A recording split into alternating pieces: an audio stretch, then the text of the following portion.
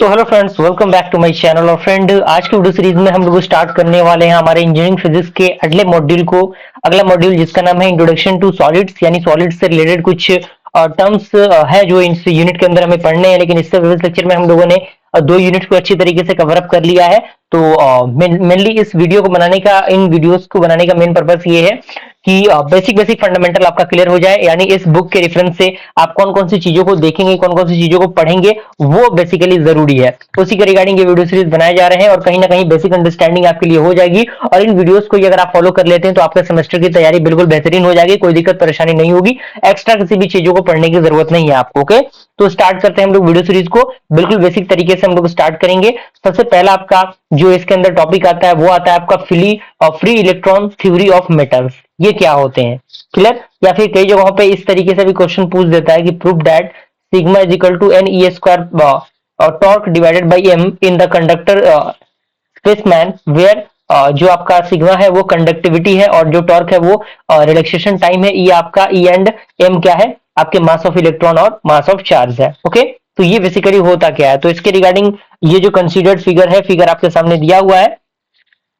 इसमें कह रहा है कि when an electric field applied to a metal, electrons accelerate along the field, and due to ions in the lattice, electron face a resistance of deflection through the ions, and finally the electron settle into a constant drift velocity that is proportional to the strength of the applied field। यानी कहने का मतलब क्या है कि जब भी electric field apply होता है किसी भी मेटल के अंदर, तो जो इलेक्ट्रॉन होते हैं वो एक्सेलरेट करना शुरू करते हैं उस फील्ड के अंदर। और इसके वजह से जो आयंस होते हैं उस लेटिस के अंदर, उस इलेक्ट्रॉन के अंदर, तो इसमें इलेक्ट्रॉन जो होता है वो फेस करता है एक रेजिस्टेंस को through the ions.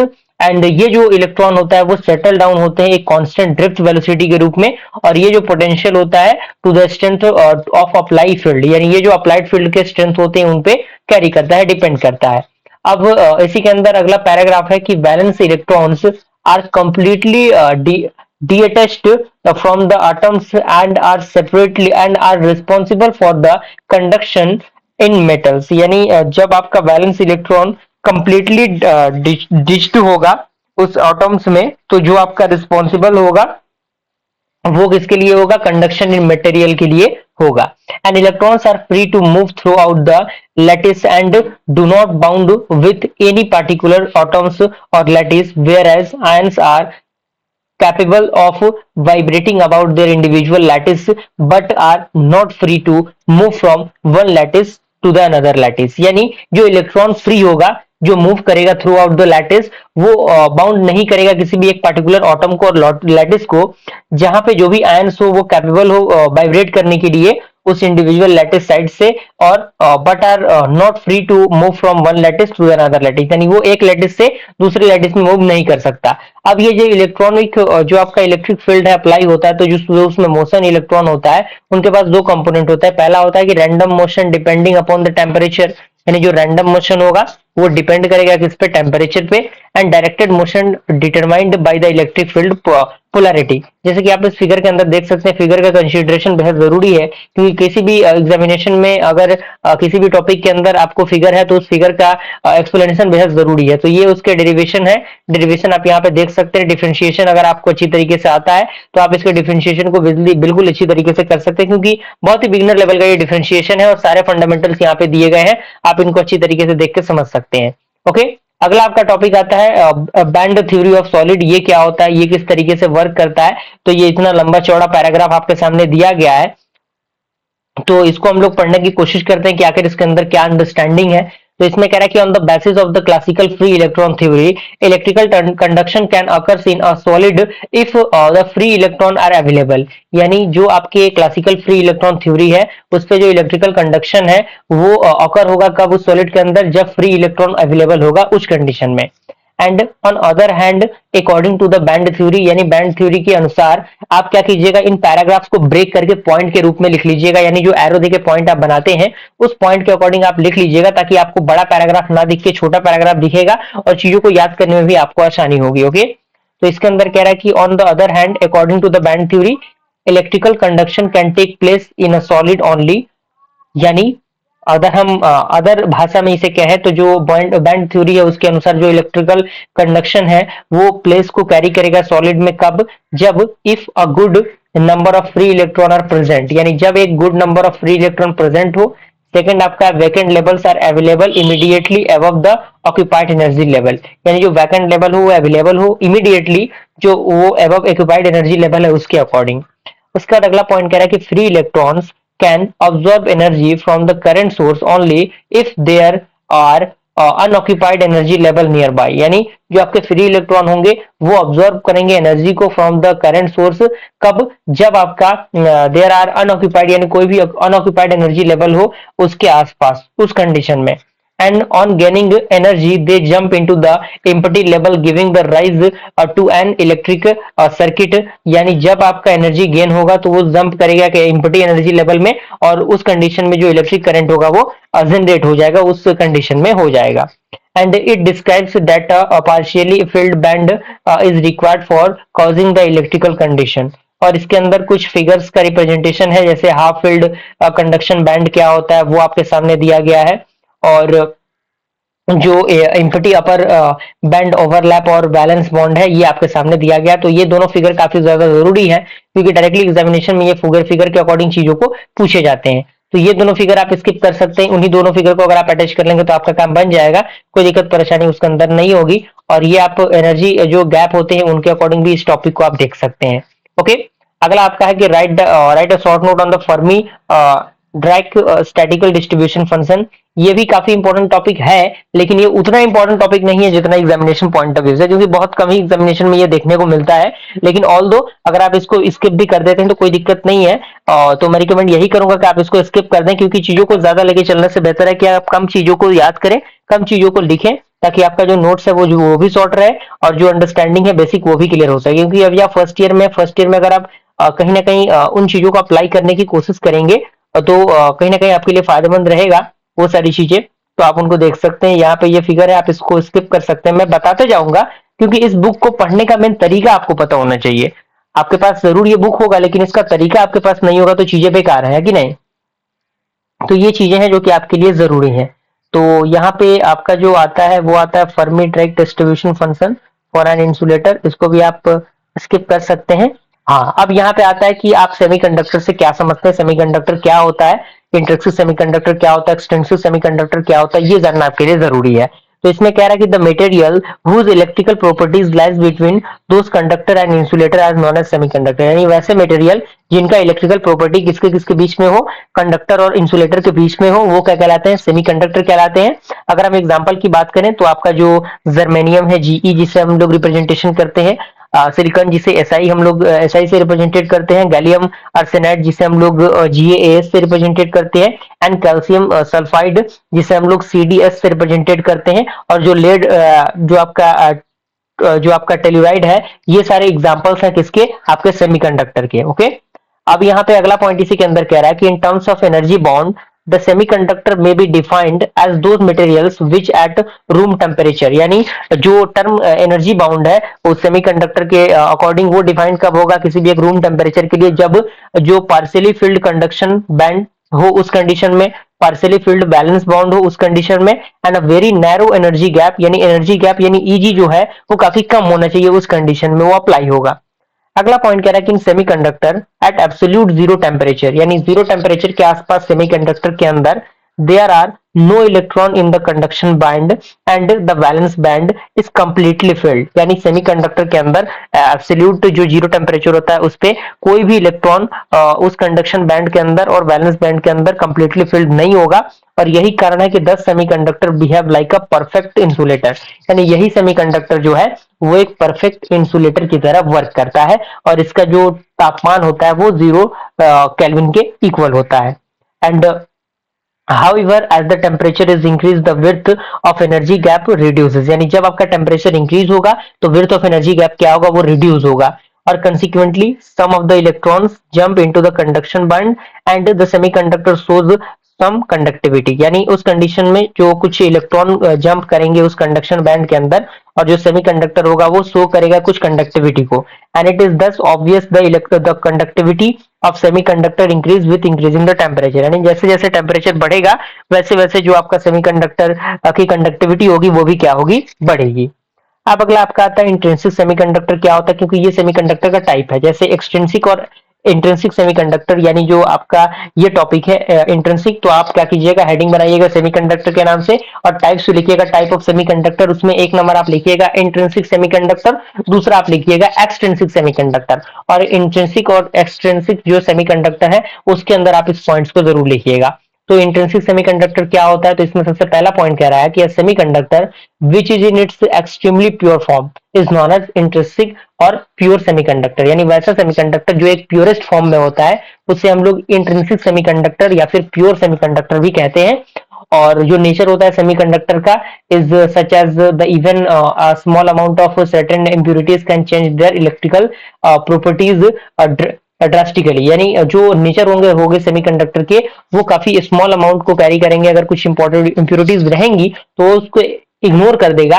And it is due to this fact the semiconductor would not be called truly intrinsic, यानी यही कारण है कि इसको हम लोग, यानी जो आपका इंट्रिंसिक सेमीकंडक्टर है इसको हम लोग पूरी तरीके से, जो आपका इंट्रिंसिक है प्योरली इंट्रिंसिक नहीं कहते। And unless the impurities level is very small, क्योंकि इसके अंदर जो इम्प्यूरिटीज लेवल होती है वो काफी स्मॉल होती है। और इसके अंदर कह रहा है कि the silicon and germanium are the two most widely used intrinsic semiconductor, जो आपके इंट्रिंसिक सेमीकंडक्टर है उसमें सिलिकॉन और जो जर्मेनियम है वो काफी इंपॉर्टेंट रोल प्ले करता है।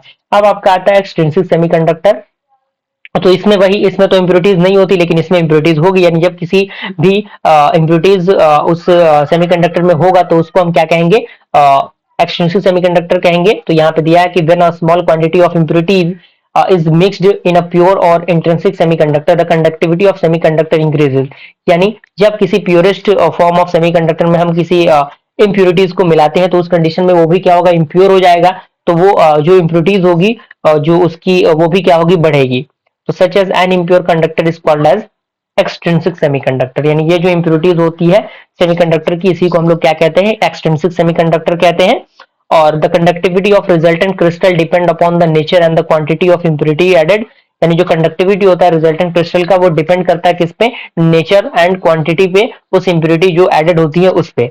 और ये दो प्रकार की होती है, पी टाइप और एन टाइप। ओके, अब यहाँ पे एक टॉपिक आता है डिफरेंस, जो कि इंट्रिंसिक और एक्सट्रिंसिक सेमीकंडक्टर के बीच का है। तो आप इस डिफरेंस को पढ़ सकते हैं, कोई बहुत बड़ा इसके अंदर रॉकेट साइंस वाली चीजें नहीं है, क्योंकि सिंपल सा ये टॉपिक है, आप इसको अच्छी तरीके से देख सकते हैं, आप इसको अच्छी तरीके से कवर अप कर सकते हैं। अगला जो टॉपिक आता है डिफरेंस आता है किसके किसके बीच में, कंडक्टर और इंसुलेटर के बीच में। कई बार डायरेक्टली एग्जामिनेशन में क्वेश्चन पूछ दिए जाते हैं। तो आप देख सकते हैं कंडक्टर क्या होता है कि इलेक्ट्रॉन कंडक्शन इज पॉसिबल, यानी कंडक्टर के अंदर जो जो इलेक्ट्रिक कंडक्शन होता है वो पॉसिबल होता है, लेकिन जो इंसुलेटर होता है उसके अंदर इलेक्ट्रिकल कंडक्शन पॉसिबल नहीं होता। सेकेंड है कि there these have very large number of current carries free electron, यानी इसके अंदर काफी large number of free electron होते हैं, लेकिन इसके अंदर काफी कम यानी लेस नंबर ऑफ इलेक्ट्रॉन्स होते हैं। थर्ड आपका है कि these have a very small resistivity, यानी जो कंडक्टर होता है उसके पास काफी स्मॉल रेजिस्टिविटी होती है, जिसका जो यूनिट है वो लगभग 10⁻⁻6 ओम मीटर के इक्वल होता है। और जो इंसुलेटर होता है उसके पास लेस कंडक्टिविटी होती है। और फोर्थ पॉइंट है कि the forbidden energy gap between the conduction band and balance band is nearly zero, यानी जो एनर्जी गैप होता है जो आपका कंडक्शन बैंड और बैलेंस बैंड होता है वो लगभग लगभग जीरो के इक्वल होता है कंडक्टर के अंदर। और इंसुलेटर के अंदर जो एनर्जी गैप होता है वो लगभग 6 इलेक्ट्रॉन वोल्ट के इक्वल होता है एनर्जी गैप। ओके, अब यहाँ पे Fermi level in an intrinsic semiconductor, ये भी काफी पॉपुलर टॉपिक है, कई बार पिछले 3-4 साल से तो आया नहीं है, लेकिन अगर आप आ जाता है इसको तो थोड़ा सा प्रैक्टिस आप कर दीजिएगा, क्योंकि न्यूमेरिकल क्वेश्चन है ये, जितना ज्यादा आप प्रैक्टिस करेंगे उतना ज्यादा आपके लिए फायदेमंद रहेगा। सिंपल सा सिंप्लीफिकेशन है, डिफरेंशिएशन वाला थोड़ा सा पार्ट आपको मिलेगा। अब यहाँ पे फर्मी लेवल आता है इन एन एक्सट्रिंसिक सेमीकंडक्टर, यानी जो आपके एक्सट्रिंसिक सेमीकंडक्टर है उसमें जो फर्मी लेवल होता है उसके अकॉर्डिंग ये फंक्शन आपके सामने दिया हुआ है, क्योंकि ये ग्राफिकल रिप्रेजेंटेशन बेहद जरूरी है एग्जामिनेशन में, अगर ये क्वेश्चन पूछे जाते हैं तो आप इसको अच्छी तरीके से कर सकते हैं। अब यहाँ पे एक और टॉपिक आता है कि फर्मी लेवल ऑफ सेमीकंडक्टर क्या होता है, फर्मी लेवल।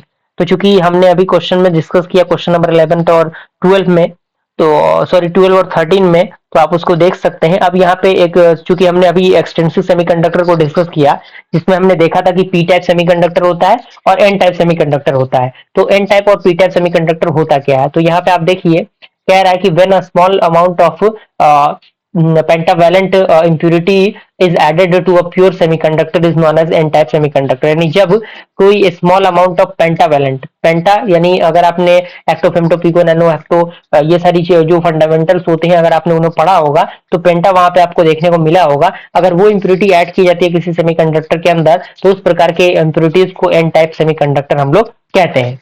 और इसी के अंदर अगला पॉइंट कह रहा है कि the pentavalent impurities are for phosphorus, यानी जो पेंटावैलेंट इम्प्यूरिटीज होती हैं जो कैरी करता है, वो फॉस्फोरस होता है, एंटीमनी होता है और आर्सेनिक होता है, साथ ही साथ बिस्मथ होता है। And this elements donate express negative electron carries, यानी ये क्या होते हैं, नेगेटिव को, यानी नेगेटिव चार्ज को दर्शाते हैं। और therefore such elements are known as donor, यानी इसी जो एलिमेंट्स होते हैं, इन एलिमेंट्स को डोनर कहते हैं, यानी ये चीजों को देता है, इलेक्ट्रॉन को देता है, तो एन टाइप इम्प्योरिटीज जिसे हम लोग कहते हैं।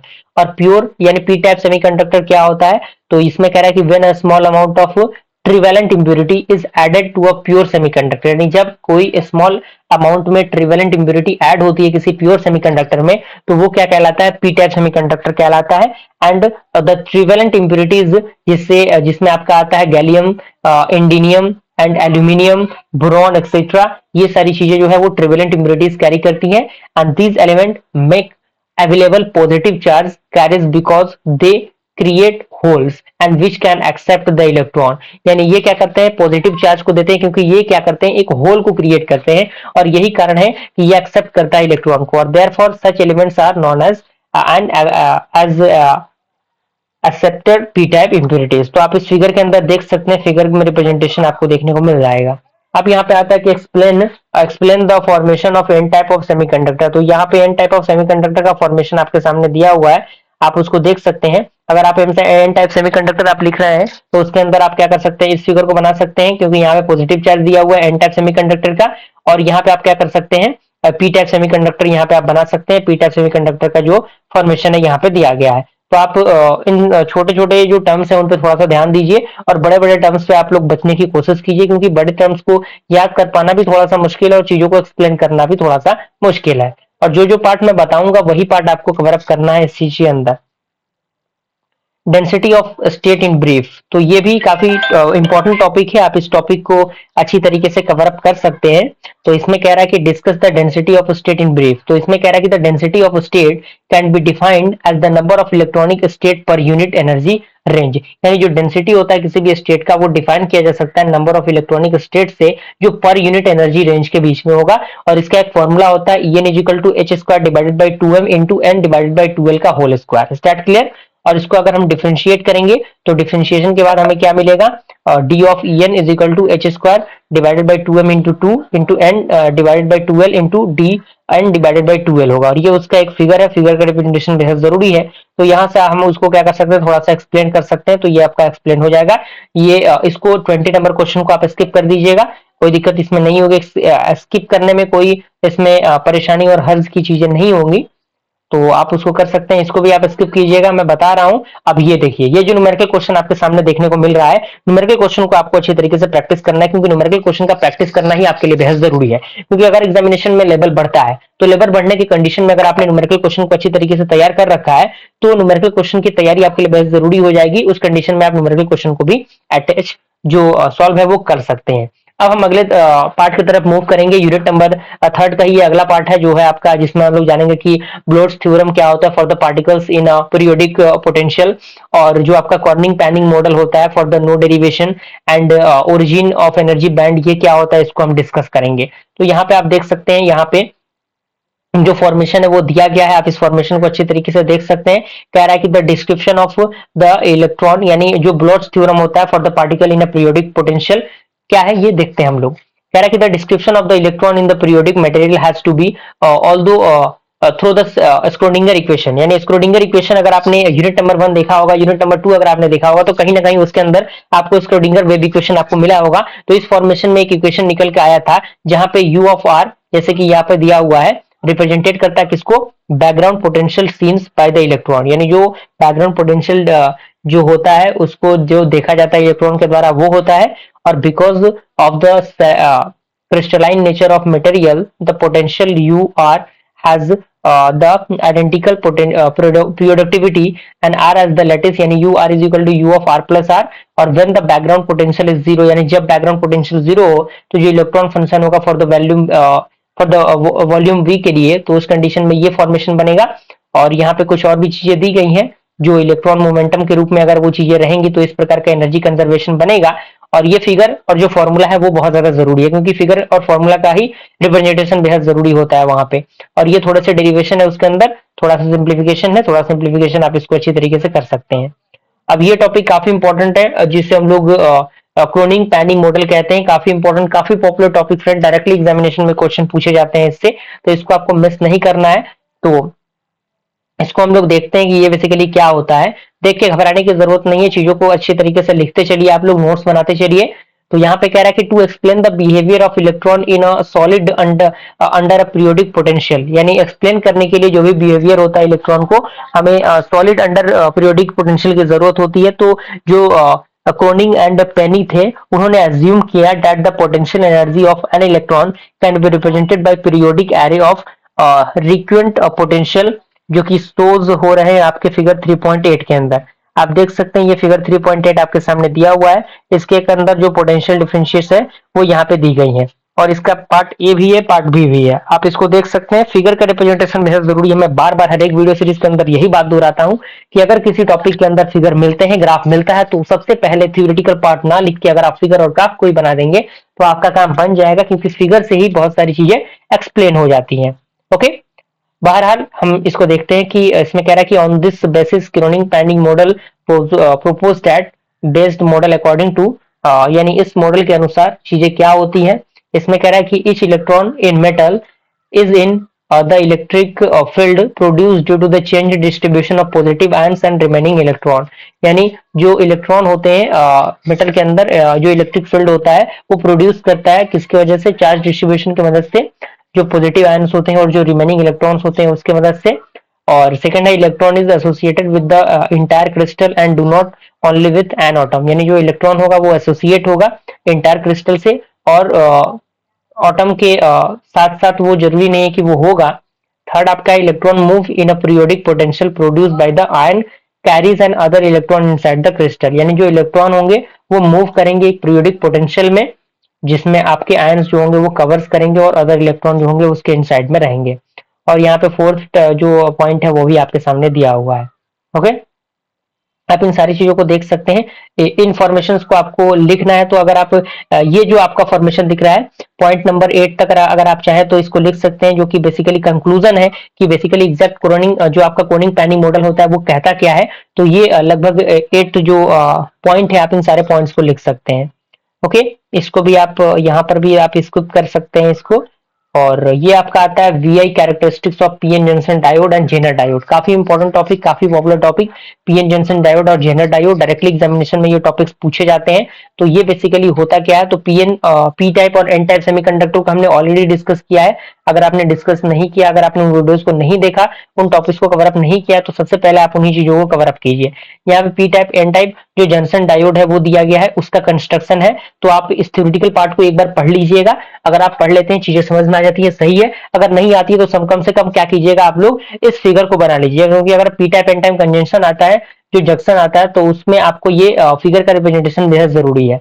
तो यहाँ पे हम डिस्कस करते हैं क्या है। Right A short note on PN junction diode, यानी पीएन जंक्शन डायोड पे आपको शॉर्ट नोट लिखना है।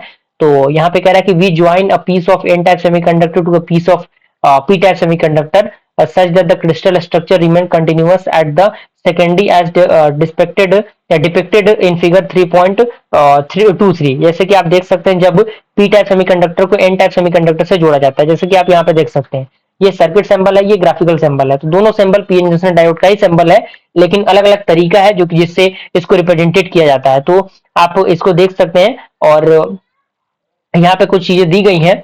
इसमें कह रहा है कि PN junction is formed with which is a very useful devices and such as PN junction is known as the semiconductor diode. यानी यही कारण है कि पीएन जंक्शन डायोड को हम लोग सेमीकंडक्टर डायोड्स भी कहते हैं, पीएन जंक्शन डायोड भी कहते हैं और साथ ही साथ क्रिस्टल डायोड भी कहते हैं। ओके, और भी बहुत सारी चीजें हैं इसके अंदर जिसमें आप देख सकते हैं सर्किट सिंबल यहाँ पे आपको दिया हुआ है और जो कि आप यहाँ पे देख सकते हैं। अब यहाँ पे एक पॉइंट यहाँ पे आता है कि जो P type side of diode होता है वो हमेशा पॉजिटिव टर्मिनल से फॉरवर्ड बेस की तरफ होता है जिसे हम लोग एनोड कहते हैं, और जो निगेटिव होता है वो बेसिकली क्या होता है, कैथोड होता है। तो ये प्लस आपका एनोड है, ये निगेटिव कैथोड है। यहाँ पर प्लस एनोड, यहाँ पे निगेटिव कैथोड। तो पीएन जंक्शन डायोड के अंदर आपको ये दोनों फिगर बनाना जरूरी है। यहाँ पे फर्मी लेवल आता है डायग्राम, तो आप पीएन जंक्शन डायोड देके आप उस दोनों फिगर को बनाने के बाद आप इस डायग्राम को बना सकते हैं। अगर आपके अंदर थोड़ी सी मतलब पेशेंस है, अगर आप चीजों को अंडरस्टैंड कर सकते हैं तो आप इसको याद कर सकते हैं। अदरवाइज इस टॉपिक को आप मिस कर सकते हैं, स्किप कर सकते हैं, कोई दिक्कत नहीं इसके अंदर। मैं डायरेक्टली वही टॉपिक्स को लेके चल रहा हूँ जो कि आपके लिए जरूरी है। Unbiased, forward biased and reverse biased, ये भी काफी ज्यादा इंपॉर्टेंट तो है नहीं, लेकिन अगर आप फिर भी अगर आप कवर अप कर लेते हैं तो आपके लिए कहीं ना कहीं ये चीजें फायदेमंद ही है।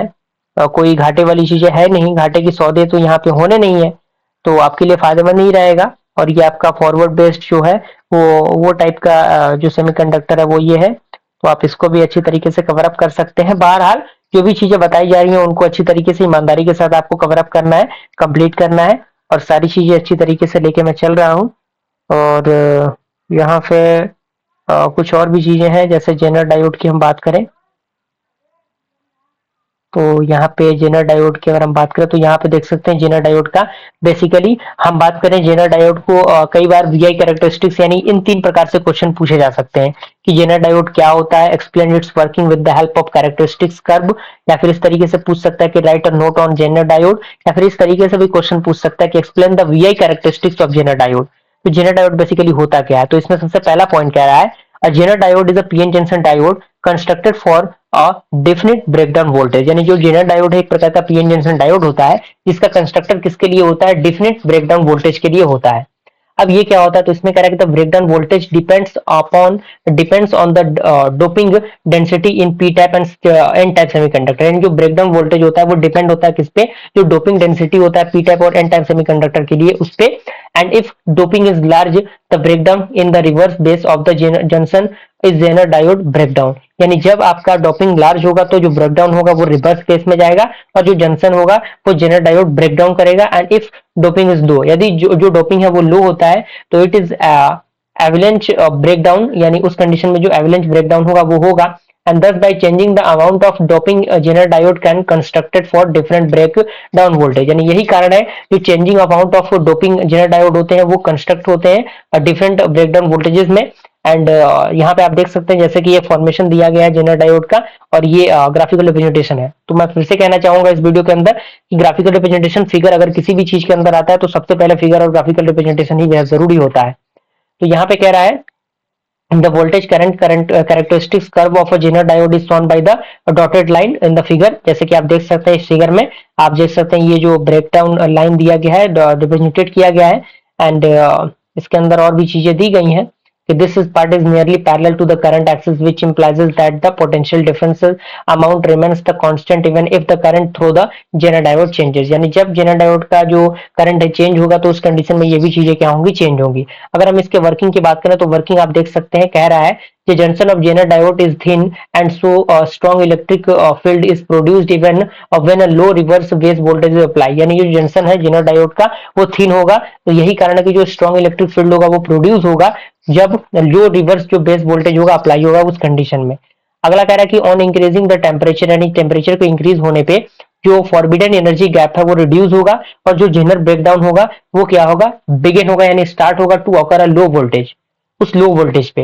Eight the Zener voltage the resistance of diode abruptly falls and therefore the reverse current suddenly increases। यानी जो रिवर्स बेसिस है वो सडनली क्या होगी, इंक्रीज होगी। तो मुझे पूरी उम्मीद है कि वो चीजें आपको अच्छी तरीके से समझ में आ गई होंगी। ये भी एक फॉर्मेशन ही है जेनर डायोड का, आप चाहे तो इसको भी कवर अप कर सकते हैं, लेकिन फॉरहाल जो चीजें जो फिगर का रिप्रेजेंटेशन था वहां पे हमारा कंप्लीट हो चुका है। अब यहाँ पे वीआई कैरेक्टरिस्टिक्स है वो भी आपके सामने दिया हुआ है जो कि जो आपका टनल डायोड होता है उसके लिए है, और वीआई कैरेक्टरिस्टिक्स तो हमने देख ही लिया। ये एडवांटेजेस है टनल डायोड का, आप इस एडवांटेजेस को भी पढ़ के अच्छी तरीके से समझ सकते हैं, कोई दिक्कत परेशानी नहीं आएगी। इसका एप्लीकेशन है टनल डायोड का, ये भी आप अच्छी तरीके से पढ़ के समझ सकते हैं। अगला जो इंपॉर्टेंट टॉपिक आता है वो आता है आपका न्यूमेरिकल क्वेश्चन, जो कि पी और एन टाइप जो हमने सेमीकंडक्टर देखा उस पर आधारित जो न्यूमेरिकल क्वेश्चन होते हैं उनका भी याद रहना आपके लिए बेहद जरूरी है। तो उसको भी आप न्यूमेरिकल क्वेश्चन को थोड़ा सा प्रैक्टिस कर लीजिएगा, फॉर्मूला को याद कर लीजिएगा, क्योंकि प्रैक्टिस ही आपके लिए बेहतर और इंपॉर्टेंट माना जाता है। जब तक आप प्रैक्टिस नहीं करेंगे चीजें कवर अप नहीं होंगी, चीजें क्लियर नहीं हो पाएंगी। ओके, अब यहाँ पे कुछ और भी चीजें आती हैं, जैसे सोलर सेल हो गया या फिर हॉल इफेक्ट हो गया, ये भी काफी इंपॉर्टेंट टॉपिक है। तो सोलर सेल को जानने से पहले कुछ टर्म्स होते हैं जिनका जानना जरूरी है, जैसे फोटो डायोड क्या होता है। तो इसमें कह रहा है कि photo diode is a two terminal semiconductor PN junction device and is design to operate with reverse bias. यानी जो आपका फोटो डायोड होता है एक प्रकार का two terminal semiconductor PN junction device होता है, जो डिजाइन होता है ऑपरेट करने के लिए एक रिवर्स बेस में।